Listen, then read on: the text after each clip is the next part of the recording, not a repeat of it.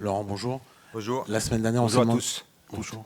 On s'est demandé si, avant Lyon, si c'était digéré l'élimination de Chelsea. Est-ce que cette fois-ci, vous sentez que le groupe s'est remobilisé, reconcentré et prêt à retrouver le jeu qui avait fait le sien et qui a disparu depuis un peu 2 matchs? Oui. Question simple, réponse très simple.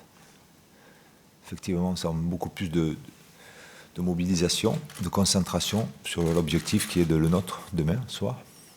Il a fallu un peu de temps, effectivement, pour digérer cette semaine un petit peu difficile. Mais à travers les visages que je vois aujourd'hui, aujourd'hui, on peut penser effectivement qu'on l'a digéré. Mais faut-il avoir encore confirmation demain soir? Question suivante. Jean Perrier, France 3. Confirmer, ça passe évidemment par une victoire, je suppose, dans votre esprit. Oui, dans le mien, comme dans celui de Rémi, certainement. L'entraîneur lyonnais qui était là juste avant vous a clairement mis la pression sur Paris en disant nous, on n'a rien à perdre, mais eux, beaucoup. On est légèrement habitués à cela. Donc ça ne va pas nous changer. Toutes les équipes qui jouent contre nous disent que Paris a la pression. Donc ça ne change pas. C'est peut-être vrai d'ailleurs. Mais je ne me fais pas de soucis. Demain, il y a 2 équipes qui veulent gagner parce que match de championnat, vous pouvez le perdre et récupérer quelques points après, derrière. Il y aura d'autres matchs. Mais une finale, Rémi le sait aussi bien que moi, puisqu'il en a fait en tant qu'entraîneur, bien sûr. On la joue pour la gagner. Donc, demain, je ne me fais aucun souci pour ce qui est de notre équipe. Mais je suis certain aussi que l'équipe de Lyon va jouer cette finale pour la gagner. Donc, dire qu'on a la pression plus qu'eux, allez, si vous voulez, je l'accepte. On a plus de pression. Parce que dans vos esprits, de toute façon, quand Paris joue, Paris doit gagner. Donc, encore plus une finale de Coupe de Ligue. Laurent, bonjour. Nicolas Paillard, InfoSport Plus. Bonjour. Est-ce que Cavani a aussi plus de pression sur les épaules parce qu'il est passé un peu à travers le rendez-vous à Chelsea et la semaine dernière? Il ne faut pas se focaliser sur un joueur. Tous les joueurs veulent gagner des trophées. Ils vous l'ont dit, tout le monde vous l'a dit cette année. À Paris, les joueurs, le staff technique, les dirigeants, les supporters du Paris Saint-Germain veulent gagner des trophées. Demain, on a la possibilité d'en gagner un. Donc voilà. Le décor, il est là. Donc lui, comme tous les autres joueurs, veulent gagner un trophée demain et vont être dans les meilleures dispositions, je l'espère, pour le faire.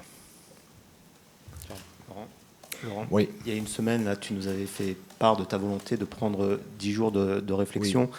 Est-ce que ça continue. Ça continue? Je t'arrête là. Oui. Dans quelle mesure, quand même, le match de demain? Je t'arrête là.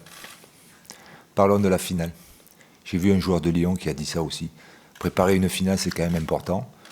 Donc on va préparer collectivement, et c'est le rôle de l'entraîneur que je suis, de préparer collectivement une finale. Les cas particuliers sont à oublier ce soir. Gazzetta dello Sport. Oui. Un résultat négatif demain, est-ce que ça c'est disons, c'est bien que ce soit un toi bilan qui me pose cette question. Ouais. Je ne peux pas te répondre à ça. Je vais t'expliquer pourquoi et tu vas comprendre, je pense. Il est quand même fou d'anticiper et de participer à un débat, puisque tu me poses une question, sur un résultat de demain. Mais que je sache, demain, il y en a 2 résultats possibles. Une défaite et une victoire. Pourquoi je débattrais sur une défaite? Mais on ne le sait pas. On ne le sait pas demain ce qui va arriver. Donc on va attendre demain soir. Et si tu me poses la question demain soir, je te répondrai. Laurent, Fabien Lévesque, France Télé. Bonjour. Laurent. On le sait, on est devenu très très exigeant. Tout le monde est devenu très exigeant avec le Paris Saint-Germain. C'est logique, c'est normal. C'est normal. Le président réclamait en début de saison le championnat et une coupe, un doublé, pour faire mieux que la saison dernière. Oui. Ce serait vécu comme un échec ou pas de pas faire mieux finalement que la saison dernière, même si... Attendez demain soir. C'est fou ça quand même. Ou c'est moi alors qui suis focalisé là-dessus, mais si je ne me trompe pas, ta question, elle est posée sur un résultat négatif demain. C'est vrai ou pas? Sur le fait que... C'est vrai ou pas? Est-ce qu'on est dans l'obligation de faire mieux? Est-ce que c'est vrai ou pas? En partie. Mais Parce qu'on est demain, il y a dans deux l'obligation de résultats faire mieux. possibles. Il y a un résultat positif et négatif. Pourquoi tu prendrais que celui de négatif? Attends demain. Est-ce que c'est pesant, Laurent, cette obligation Non, de résultat? Non, parce que quand tu signes au Paris Saint-Germain, quand tu joues au Paris Saint-Germain, quand tu as joué dans des grands clubs, la notion de résultat, l'obligation de résultat, elle y est. Mais à Lyon aussi, elle y est. Hein. Rémi va nous faire croire que demain, s'il perd, c'est pas grave. Bon, on va laisser penser à Rémi qu'on partage son avis. Mais lui aussi voudra gagner demain. Donc on veut gagner, on va se préparer pour gagner. Et demain, il y a deux résultats. Ou on gagne, ou on perd. Mais avant de débattre sur un quelconque résultat, attendons de savoir quel sera le résultat de demain. Laurent, bonjour, Damien Dubras, l'équipe 21. Oui. Est-ce que, avant cette finale, vous avez plus la pression après Qui, la moi série? Oui. Plus la pression que qui? Que Plus Rémi? la pression que si vous étiez passé en demi-finale de Ligue des Champions, si vous avez gagné la semaine dernière, Non. puisque du coup, c'est important pour le PSG Non. de gagner ce trophée. C'est important, tous les trophées sont importants à gagner au Paris Saint-Germain. Championnat, la Coupe de la Ligue. Un jour, il y aura certainement la Coupe de France aussi. Un jour, certainement, je l'espère pour le club, la Champions League aussi. Voilà. Quand vous jouez à Paris, et vous le savez très bien, parce que je sais que quand il y a une défaite, vous la débattez. À Paris, on est obligé de gagner. On est obligé de gagner tous les matchs. Que ce soit une finale du Trophée des Champions, un début de saison, où la saison n'a pas débuté, mais il faut déjà gagner. Je dirais qu'on a le droit à l'erreur, allez, pendant les matchs amicaux, durant la préparation. Et encore, et encore, et encore. Voilà, c'est l'obligation des grands clubs, ça. Hein. Dans tous les grands clubs, c'est comme ça. Hein. Il n'y a pas qu'à Paris. Hein. C'est tous les grands clubs qui ont une exigence de résultat, parce que derrière, il y a beaucoup de communication, parce que derrière, il y a beaucoup d'images, etc., etc. Bonjour Laurent. Oui. Vous avez déjà joué 2 fois contre l'OL cette saison. Au match aller, il n'y avait quasiment pas eu de match. Il nous avait embêtés quand même pendant 10 minutes, un quart d'heure. Bon. Si, quand même. On va dire beaucoup plus dimanche. Oui. Est-ce que vous avez l'impression d'avoir joué contre 2 équipes complètement différentes cette saison, les 2 fois contre l'OL? L'Olympique Lyonnais fait, et je le dis, même s'il y avait eu un résultat différent dimanche soir, fait partie des meilleures équipes françaises. Je le pense vraiment. Non seulement au niveau du jeu, au niveau de la façon de jouer, de l'idée de jeu, des joueurs aussi. Mais je pense qu'effectivement, on a joué, que ce soit au match aller, gagné 4-0, mais qui avait été très dur, surtout le début de match notamment, où nous avait posé des problèmes, que ce soit dimanche soir où nous avons posé des problèmes, même si j'ai revu le match, et même si je pense qu'on leur a aussi posé des problèmes, de gros problèmes. Je pense qu'eux aussi, peut-être, ont l'idée ou ont la conviction de jouer peut-être contre un Paris Saint-Germain un peu différent.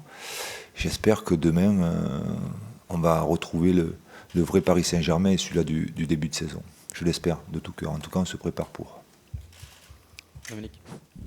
Laurent, depuis la blessure de Ibra, vous alternez pour le remplacer entre Lucas et Pastore. Oui. Qu'est-ce qui détermine le choix? C'est le profil de l'adversaire? C'est la forme du moment? C'est ce que vous voyez Mais non, le problème, c'est que quand tu perds un joueur aussi important dans ton système de jeu, et je parle là que de système de jeu, un joueur comme Ibra, ça te change quand même l'évolution et surtout la construction de ton jeu, de ton équipe.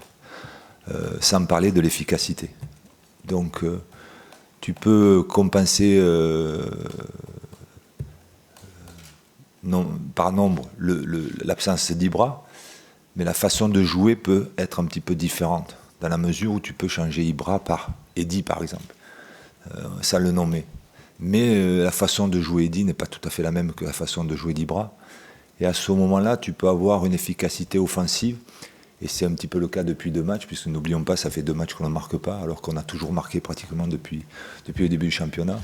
Donc il faut essayer de retrouver l'efficacité offensive, avec des joueurs offensifs qui ont des caractéristiques différentes de celles que peut avoir Ibra, mais aussi surtout essayer de mettre des joueurs qui peuvent amener ces joueurs sur place actuellement à être efficaces.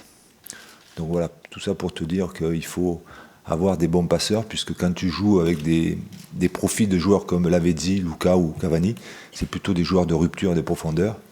et que ces joueurs-là ont des qualités dans ce domaine-là, mais faut-il avoir des bons ballons dans l'espace. Bonjour Laurent, Philippe Sanforge pour RTL. Ouais, salut. Laurent, Oui.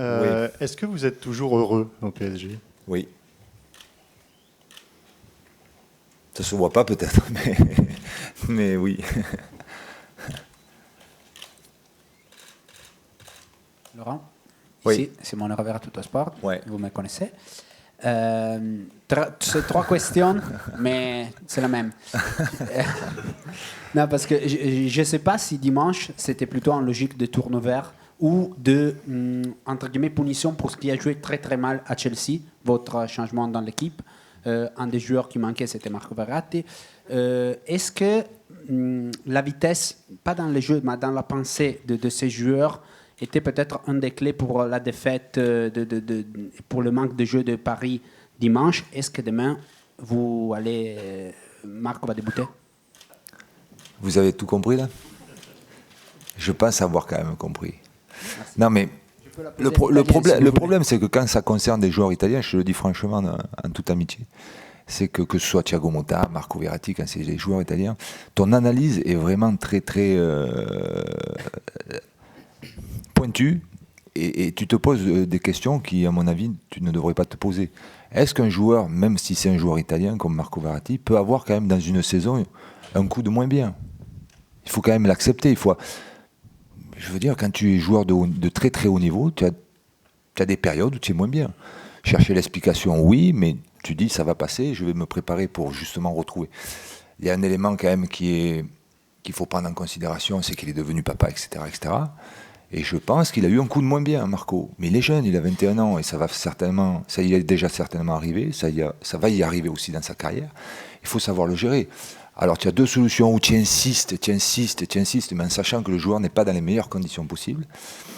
Si tu n'as pas d'autres solutions, ben, tu vas insister, mais si tu as quand même des autres solutions sur le banc de touche, tu vas quand même être assez intelligent pour pouvoir peut-être le faire souffler, parce qu'il a besoin de ça en fait, Marco. Ses qualités ne se sont pas évaporées du jour au lendemain, ne t'inquiète pas. Enfin, je ne m'inquiète pas là-dessus. C'est un très bon joueur et il fait une très grande saison, je te le répète, je te l'ai déjà dit. Donc, il faut savoir passer ces périodes-là, sans se poser des centaines de questions pour savoir si c'était du turnover ou une punition. Non, non.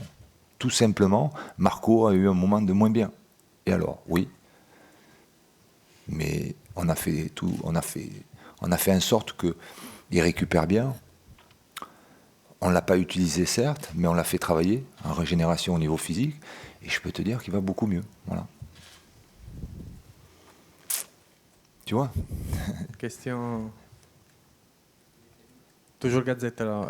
Oui. Est-ce que le repositionnement de Cavani au centre de l'attaque prive le Paris Saint-Germain d'un joueur offensif qui couvre plus? C'est-à-dire Cavani, quand il joue avec Ibrahimovic à droite, se sacrifie beaucoup en phase défensive. Enfin, il fait son rôle de phase défensive, chose qui peut-être aujourd'hui manque au Paris Saint-Germain et qui peut-être crée des problèmes au Paris Saint-Germain, notamment contre Lyon. Sincèrement, on peut expliquer la défaite de Lyon par beaucoup de choses. Je ne pense pas que ce soit une défaite tactique. Je te le dis franchement. Il y a eu des lacunes dans ce match-là. Je l'ai revu encore ce matin. Je peux te dire qu'on aurait pu faire très mal cette équipe de Lyon si on avait été efficace devant le but. Ça, c'est la première des choses. La deuxième chose, c'est que tactiquement, Lyon a su utiliser nos faiblesses, mais nos faiblesses surtout dans l'état d'esprit, dans la récupération du ballon. Je pense qu'à Lyon, on a été très, très moyen, pour ne pas dire autre chose, dans la récupération du ballon. Et Dieu sait qu'on l'a eu, le ballon. Hein. Mais pendant qu'on ne l'a pas eu, justement, on a été trop moyen et on a laissé Lyon développer du jeu. Et sur une de leurs actions, ils ont marqué un beau but. Donc il ne faut pas toujours avoir une explication tactique par rapport à la défaite du match. Dernière question. Ouais, Laurent, ouais. Guillaume Charrier, La Grande Surface, ça va, vous allez bien? Je tente T'ont ma laissé chance. rentrer au Stade de France. Ouais, ils m'ont laissé. C'est dingue. Hein. Ils laissent rentrer n'importe qui. Hein. Non, ça c'est toi qui le dis. Hein. Je tente ma chance. Vous nous dites d'être un peu patient concernant votre avenir. Ouais. Et alors, Bah, je voulais vous dire à titre aujourd'hui, informatif. même à toi, je te dirais non. Non, hein. mais justement, à titre informatif, ça fait 6 ans que nous, la Grande Surface, on existe. On n'a jamais eu de scoop pour l'instant depuis qu'on existe. On ne sait pas ce que ça fait. Voilà, ni un petit, un gros, rien. Mais vous le cherchez le scoop ou pas? Ouais, on se demandait voilà, si vous vouliez bien être notre premier scoop et nous dire si on a une chance de vous revoir l'année prochaine en conférence de presse, si on peut continuer ensemble. Quoi. C'est bien essayé. Je pense qu'ils te laisseront rentrer pour demain soir la conférence de presse. Ouais, tu as gagné ta place pour demain soir. Et vous me le direz demain? Peut-être. Non, je plaisante. Je serai content de te voir demain, voilà. C'est vrai? Ouais. Et l'année prochaine aussi, vous serez content de me voir ou pas? Ah, si on se croise, je te saluerai avec grand plaisir. Parce qu'en fait, on a eu de la suite dans les idées. On a préparé un petit contrat pour l'année prochaine pour vous, entre vous et nous, quoi, si on se croise. Alors, je sais qu'en ce moment, vous signez pas trop les contrats, mais on peut quand même tenter. Voilà, c'est un petit contrat entre. Voilà, si vous voulez le signer, ça nous ferait super plaisir. Je ne signe jamais un contrat sans le regarder. Vous pouvez le regarder, hein. Il est très court. Je prendrai un peu de temps pour le regarder. Ouais. Vous voulez le stylo? Non, Non, le stylo, j'en aurai un, t'inquiète pas. On en parle la semaine prochaine alors. Exactement. C'est cool, merci. Merci.